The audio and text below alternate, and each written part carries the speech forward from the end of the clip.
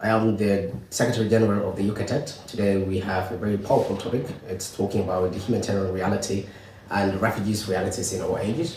And we will talk about the Sudan context and the Egypt context in general to review what is happening overall and reflecting that, let's say, our message to the international community, to give a shadow reflection details about the nature of the crisis in general.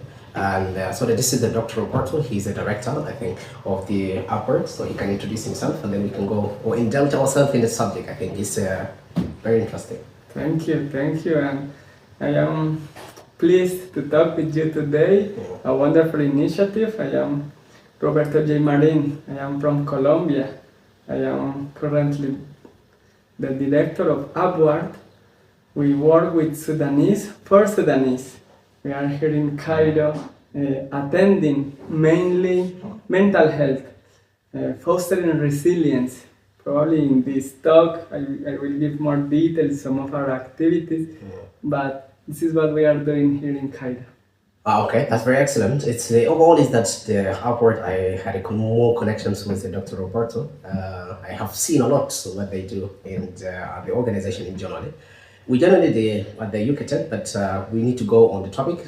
Our title is generally speaking about humanitarian reality. When we say humanitarian reality, this is one of the biggest areas. And to link to the Sudan context is that it's very difficult because obviously that the international society and the international organizations is really not giving much light on the Sudan context in general.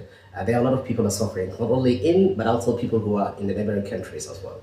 So we are the, let's say, social society leaders and organizations. There are a lot of stuff being done from most of the organizations, but there are a lot of challenges. So that's what we appeal, even our polls, this discussion, it might reflect the let's say, the moral obligation to the sense of the international community if they view the reality of Sudan context in general. There are many realities are there, and the refugees context is that on the international convention, refugee is someone who is facing the severe crisis overall. We don't want to go to the literalism of the definition of the word, but overall I think Sudan context is really heavy and very difficult and challenging. And for Upward, I think they did a very great job. They get a very powerful model. It's talking about community resilient model in general. So when you link this to the context of Sudan, people who have a traumatization process, let's say, or people who are affected by war, and there are, let's say, GBV issues, gender-based violence, as a result of the war, always will reflect a lot of circumstances in general. So I think, let me see, if Dr. Roberto, he might think about how far he can connect his task or his work at the Upward, at the same time to look at the idea about the topic itself, because you talk about the humanitarian reality and the refugees in general. And as you are from far from the Colombia, and I am a Sudanese in generally speaking, you can say that this is the icon for the victims of war, or let's say a representative for the Sudanese voices in general. We do our best to shadow on the realities, but let me see if the Upward has already worked on so many areas and if there is challenges to reflect on the reality of the refugees and the humanitarian condition in general. Yes, sure. Actually, what you said is interesting. I am from Colombia.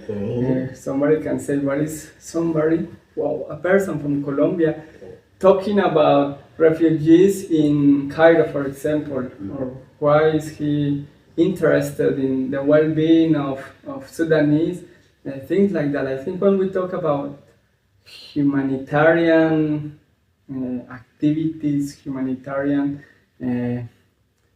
organizations,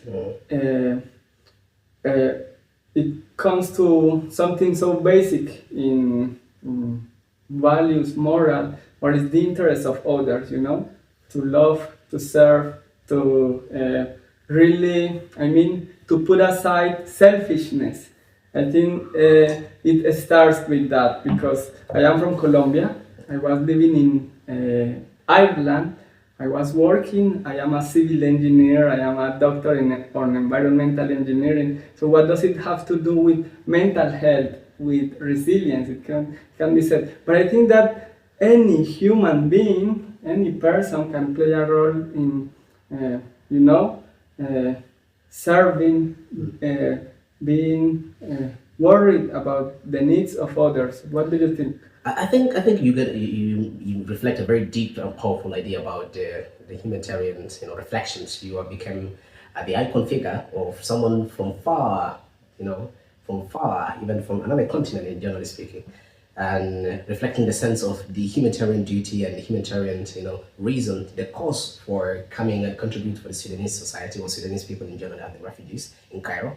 This is one of the reflection. I think this could be at the basis, the arsenal, theological basis of the what is meant to act on human level, or being human itself. It requires we need to engage not only on our social context, but also we engage on the global context. I think that could be a model for someone who comes from far away, volunteering for the organization, giving his time by the definition of the love and care, and doing good for those who need help. And this is, I think, a very powerful idea, generally speaking. But to give you more idea about the Sudan context is that Sudan had a war where there's two military conflicts, obviously, speaking about the two parties. Probably could be there is a political reason, maybe it could be a military reason, economic reasons, maybe it could be other social maybe reason behind it. We don't want to go on the context of military, but we want to go on the context of like how people are being affected on this cause, or let's say the realities. People are really being affected. I was there in Sudan. The war when it started, I'm in Omdurman. I saw like the war even would be stopped in 2 weeks, 3 weeks, 1 month and something like that. It's just like everything every day is getting escalating, getting deeper and deeper and deeper. That's why I moved to Egypt, and there are a lot of challenges as we Sudanese who are living from the homes, like you're forcibly or drastically forced to move from your home to another country is really not easy. Even there is more challenges out there. People are suffering on this, and now the context is that the reality of the refugees in general. We are not saying the neighboring country they don't giving attention, but there is attention. But we are saying that the reality is very severe. It needs intervention from the international society.